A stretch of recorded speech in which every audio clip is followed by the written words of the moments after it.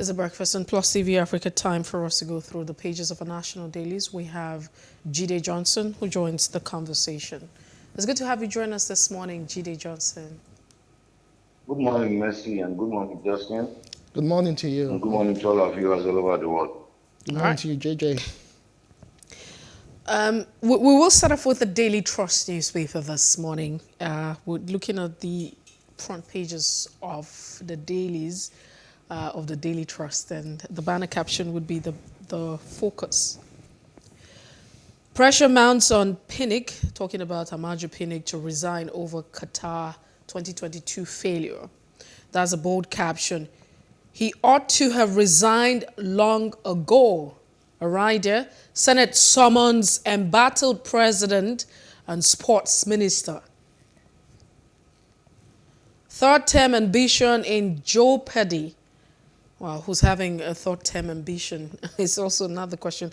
But of course, we're talking about Amaju Pinnick right here. Buhari writes reps and seeks 965.42 billion fresh loan. Buhari writes reps and seeks 965.42 billion naira fresh loan. Wow. Defection, no provision to sack Governor Ayade and deputy. That's what the court is quoted to say.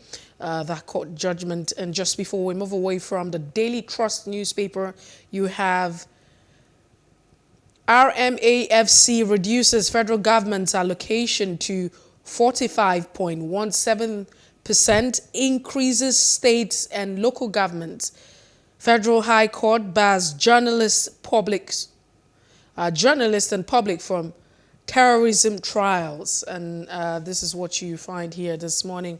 And another says, Kwara community chief nabbed over rape and mother of 2 women. Very sad headline right there on the Daily Trust, but that's the much we can take this morning. All right, we'll move on next to the Nation newspaper. The lead story for this morning, attacked train, families of abducted passengers protest. Above the masthead are all the stories making headlines this morning. 2022 budget deficits to hit 7.38 trillion naira. Mass redeployment in police.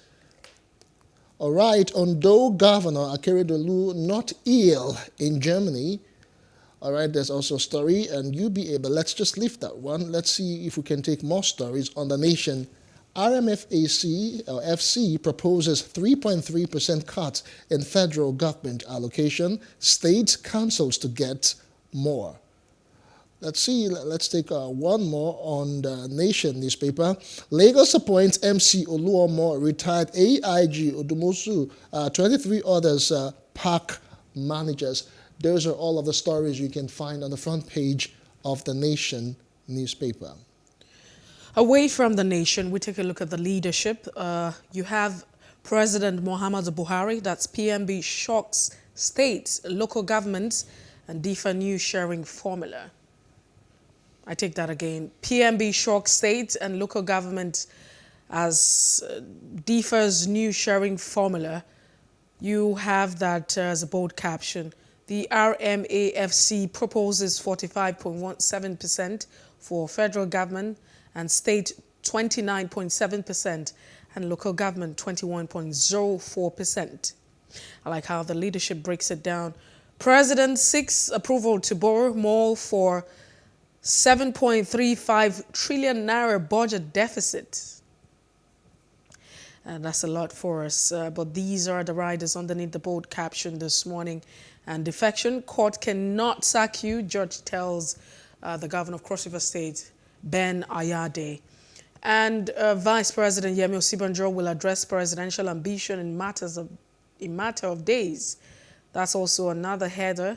APC has done so much for Nigeria, the president is quoted to say, and says Nigerians will vote us again. The president said that yesterday to the All Progressive Congress, that the All Progressive Congress has done enough for the nation and its citizens, especially, in terms of certain issues. But these are some of the stories that we can take this morning on the leadership. All right, the final paper we are reviewing is the Punch newspaper. The lead story, National Assembly fights Malami back, appeals Electoral Act judgment. With some riders there, President Buhari's ministers await final verdict, puts 2023 ambitions on hold. Lawan gives aides planning to contest ultimatum to resign. Omar Gege's men comply. Cross River APC asks Ayade's men to resign. Bauchi governor orders aides to step aside. 2022 budget deficit jumps to 7.35 trillion naira. Buhari to borrow 965 billion naira. U.S. Senate confirms forced black woman for Supreme Court. Makinde declares interest in seeking re-election. After denial, Lagos appoints Oluomo head of Parks Garages Committee. More stories on the Punch. Adeboye's son Leke apologizes for calling pastors goats. My father raped me for 1 year on beach girlfriend's house. I don't know. Let me take that again. My father raped me for 1 year on beach girlfriend's house. That's a Lagos teenager saying. Ogun youth, friend, rape, kill OAU graduate, suspect, parents celebrate, arrest. All right, suspected Russian leaders target Nigerian website, Heat bets Niger. NNPC seeks special court to prosecute oil thieves. Others, Buhari gets Ramfak's new revenue sharing formula. State, local governments get more. Train victims' families protest at Transportation Ministry's briefing. I await action over comment on Ige's murder. That's according to Shoyinka. Those are some of the stories, most of the stories you can find on the Punch newspaper this morning. All right, let's have Jide Johnson join the conversation. Jide, it's good to have you join us this morning. Good morning, Mercy. Good morning to all of you. We start with the Leadership newspaper. One of the headlines on the Leadership talks about the fact that the president said that the APC has done so much for Nigeria. And that happened yesterday when he was receiving Abdullahi Adamu, the newly elected chairman of the APC. Now, he said, to be very precise, in the area of infrastructure, agriculture, and ICT, as well as, the welfare of the people. What do you make of this? Well, the inquest is on. However, we'll get the result of what he said, whether the party has performed or not, when the election cycle comes around in March and February and March next year, when we have the gubernatorial, presidential, National Assembly, and then the House of Assembly's election. It's left, the president can make his own declaration and his bold statement. It's left for Nigerians to do the assessment. When the election comes around in 2023, Nigerians are satisfied with the status quo, where they can vote again for APC. But if they require a change from their experience, and then I'm sure so it's left for the electorate, it's not left for the president. The president at this point in time is no longer a president. Is canvassing for his party. It's like a spokesperson, an ambassador of the APC. So what would you expect from the sitting president to do for his party? His major goal and ambition is for him to hand over power back to someone that is from his party, that is party dominated. But as far as the issue is concerned, it is the electorate that will decide that. But Jide Johnson, I'd like to ask you now, as I understand the fact that yes, 2023 would be very determined. It would determine whether or not the statement of the president is something to go by, if that's a reality or not. But as a citizen of the Federal Republic of Nigeria, do you think that the president has done a lot, especially in these areas that he's mentioned, agriculture, infrastructure, ICT? He also talked about, the welfare of the people. Well, where the government is borrowing, people that have lost their family by banditry, terrorism, kidnapping, and the rest of it, whether they will take what the president is saying with the fait accompli or whether they will take action with respect to it. As far as the president can score himself, what do you expect from any political appointee or elected official? We always play the role of a gamma lizard. So the president is just playing the role of a gamma lizard, praising himself. So it's left for the Nigerians. Now, the people that lost, whose family members have been abducted by the Abuja Kano train issue, well, whether they will listen right to what the president is saying.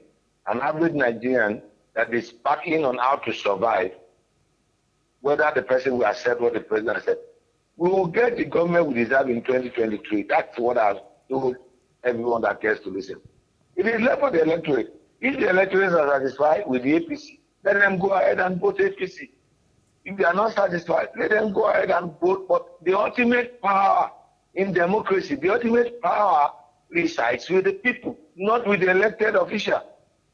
So when the electoral cycle starts and we go into the main proper election, then the APC will see scorecard, the PDP will see scorecard, and all those that are aspiring for political offices will see their scorecard. All right, let's move on to... Because I don't know the infrastructure the president is talking about. I don't know the ICT. I live in Lagos. I work in Lagos. Where is the ICT hub that you could use, that you could access and connect with the internet highway without paying for it? All right, let's move on. Jide Johnson, let's move on to the Punch newspaper. The lead story there is a National Assembly fighting Malami back and appealing the Electoral Act judgment. So what are your thoughts concerning that as President Buhari's ministers await final verdict puts 2023 ambitions on hold? Well, we know that it is a battle. It's become clearer to every one of us why the president did not sign the 2019 Electoral Act, the 2018 Electoral Act that will have been used for the 2019 Electoral Act. In actual sense, it was signed, it will have been 2019 Electoral Act. We see now. And then we saw the drama that characterized the Electoral Act before it was signed into law by the president. Now, was pressure from stakeholder, global pressure, local pressure, and whatever. Now we have seen that the role some principal actors are playing, because of their own personal ambition, they are trying to circumvent the process. Now the Senate president is telling the same story. The Senate president has asked his aides to resign. The governor of Cross River State has asked his aide to resign. Omar Agege has asked his aide to resign. Now, it will be interesting to note that once the law has been signed, I don't know how someone will go to Ebonyi State and institute a federal court process to truncate. If they don't have anything to hide, why did they not do it in Abuja? And then why would they be making prayers to seek the Attorney General to enforce the prayers they are seeking from the court? Some of them will lose out. Some of these ministers will lose out because, look, in 2019, INEC was bold enough to excuse some parties. For example, in Zamfara State, APC did not have candidates. In Rivers State, APC did not have candidates as a result of flawed primaries process. So the Electoral Act is there. We see what happens with its implementation. But as far as I'm concerned, the president needs to ask his ministers to resign so that they can go and pursue their ambition. They can't be using state resources to pursue their state ambition. Let's take, for example, it was alleged that the Minister of Justice, the Attorney General, is interested in contesting for the governor of Kebbi State. Now, if he's still the Attorney General, he will use his official car, his official position, and the rest of it to campaign. On whose cost? At whose cost? It's unethical and it's illegal now based on the Electoral Act of 2022.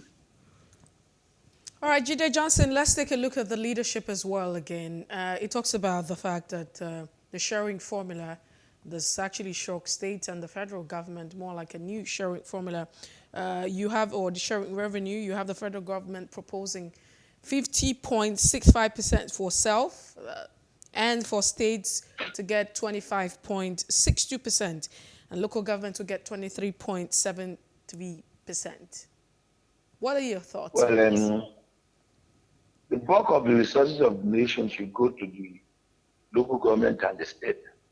Now, we have one power center, which is the federal government. We have 36 power centers, which is at the state level. And then you have 776 power centers at the local government level. Now, even giving 47% to one, if you do the math, you discover that we are giving too much to the center at the expense of the local government, not even the state government. Because majority of the people will not have anything to do with the local government, with the state government or the federal government. You know one thing? Now, the beginning of your life starts with the local government, which is the registration of your birth. The end of life starts with the local government, which issues death certificate. Now, state can't issue that. Federal government can't issue that. So the centerpiece of life revolves around local government, but we have a situation with respect to 1999 Constitution as amended. There is no exclusive provisions for local government in terms of administration, in terms of revenue disbursement. Now the state, the local government have been made an appendage of the state government. As a result of that, I have not witnessed critical development at the grassroots level. So the people at the center, we definitely will not want to approve this issue of this revenue sharing formula because you have reduced the national cake at the center that these people at the center used to share from.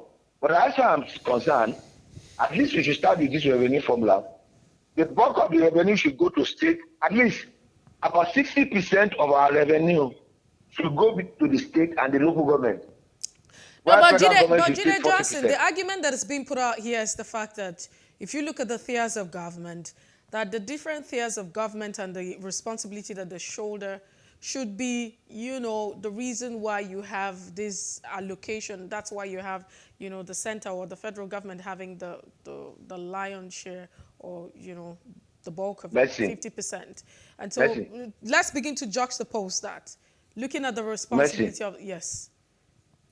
Government used to be responsible for power. We are paying through our noses for power. Now, government used to be responsible for telecommunication in the days of NITEL.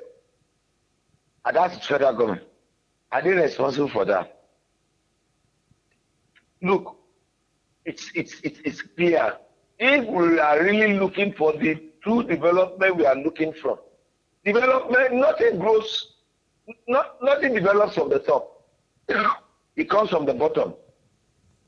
Now, if you really want to grow this nation, just imagine deploying all these resources to the 776 local government. And they will have effective monitoring.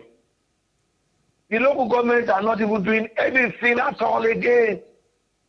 Look, on Monday, I appeared on the program and I said, look, we have an illegality at the local government level where you have sole administrators. And we have a situation in Lagos State where you have elected local government chairman since July last year. And they have been inaugurated, June last year, in July. Till date, they don't have an executive committee to function. It's only the chairman and the vice chairman. They don't have supervisory councillors. They don't have any aides to work with them. That's an illegality. That's an abnormality. In Nigeria, we love breaking principles and resort to prayers, thinking that prayers will solve our problem. No. Prayers do not solve problems. Prayer gives you insight on how to solve problems. Now it is now your responsibility to act on those insights. If it is by prayer, Nigeria should be the most developed country in the world. Because on Monday we go to pray, on Friday night we go to pray, on Friday in the afternoon, go to all state secretariats, federal secretariat. By the time it is 1 p.m., there is a shutdown. Because we want to go for Juma services. So you can't break principle and expect to get results. So we need to fund the local government if we really want to witness the development and turnaround of the economy of this nation. All right, Jide, let's slide on to the Nation newspaper. The lead story for this morning is still on the attacked train. Families of abducted passengers protest. That's on the one hand. Also, there are stories making headlines as well. Lagos State appointing Oluomo as the chairman and of Park Management Committee. Let's just get your thought concerning that. Well, on the Oluomo issue, the government was playing the ostrich. You recall that when the National Union of Road Transport Workers was dissolved as a result of crisis between Lagos State and the federal union body,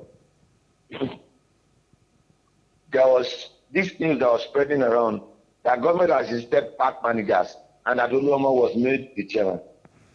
The government denied it. The spokesperson to the governor denied it. Now, the reality has dawned on every one of us because he has been appointed as the chairman of it. It's the voice of Jacob and the hand of Esau. So it's still the same thing, the same set of people. When government said they've taken over the parks, we still saw the people at the parks, still the members of NRE, TW, loyal, the faction still loyal to MC Oluomo. I was still collecting money. So let them be played to the gallery with respect to that. And the issue of the family members, one, our flag was not raised at half-mast. There was nothing. Just imagine that happening in Britain, happening in US, or happening in other countries. National money will have been declared. The first thing we did was to pretend as if nothing happened. And we left the people at the mercy. If you recall the Greenfield incident, the Greenfield University where the students were kidnapped, it is still in the same Kaduna State. The parents of these children were left on their own to sort this matter. We are transporting rice, Maggi, and other essentials, bikes to these bandits. But these ones are no longer bandits, they are terrorists. But the question I've asked and I keep asking, how was it possible for these terrorists to move everything they used for dislodging the train within Nigeria without any security agencies being able to track them? It beyond my imagination and it beyond my comprehension. Because you cannot move anything from here to Ibadan of that nature without you seeing police checkpoints and police stopping on you. And we are talking about heavy military equipment. All right, Jide Johnson, we're out of time now. But just before we let you go, I'd like to share your thoughts on this one. It's on the Daily Trust newspaper. It talks about the pressure. Following the fact that Nigeria failed to qualify for the World Cup in Qatar, this pressure being mounted on Amaju Pinnick, the president of the NFF, to resign. If you could sack the coach, what should happen to him? Our football has gone on picnic under Pinnick. We are just waiting for the realization. They are just waking up to the realization. When was the last time we qualified for under 17? When was the last time we qualified for under 20? When was the last time we qualified for the Olympic? Both male and female.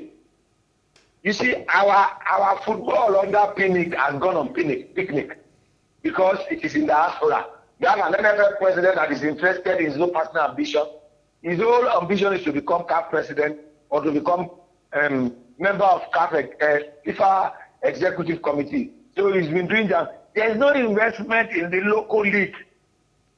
What has happened to the local league under PNIC administration? In fact, it is the most useless, the most moribund NFL chairman we have ever had. Unfortunately, he has his boys in the sports cycle, and I know some of them, and I used to tell them 4 or 5 years ago that you guys will regret it, because one thing that has happened with Nigerian qualification for the World Cup is that no company will sponsor anybody to go and cover the event. Media organization will be losing money in terms of sponsorship that will come from advert placement doing transmission of Nigerian. So we see, we journalists, the issue of PNIC, it's the problem of Nigerian sports journalists.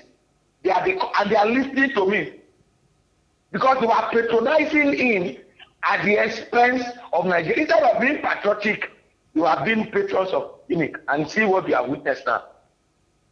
Absolute nonsense. It's very, very painful. Not for a day I couldn't eat because we lost to Ghana technical ground. I hope you have actually gotten yourself some food, because I got myself some food. Eventually. You know, because football is life. I know. But try and eat some food. As long as we have life, Jide Johnson, as long as we have life, there's hope. You know, Nigeria is a growing democracy, and eventually everything is still very good. We have to let you go at this point. Thank you so much for being part of the show. Thank you. We appreciate your time, and we wish you a very beautiful day. Thank you, Justin. Thank you so much, JJ. Well, that's as much we can take off the press. Like always, I will go back at this day in history and bring you today in history before we come discuss our first conversation for the day. Stay with us.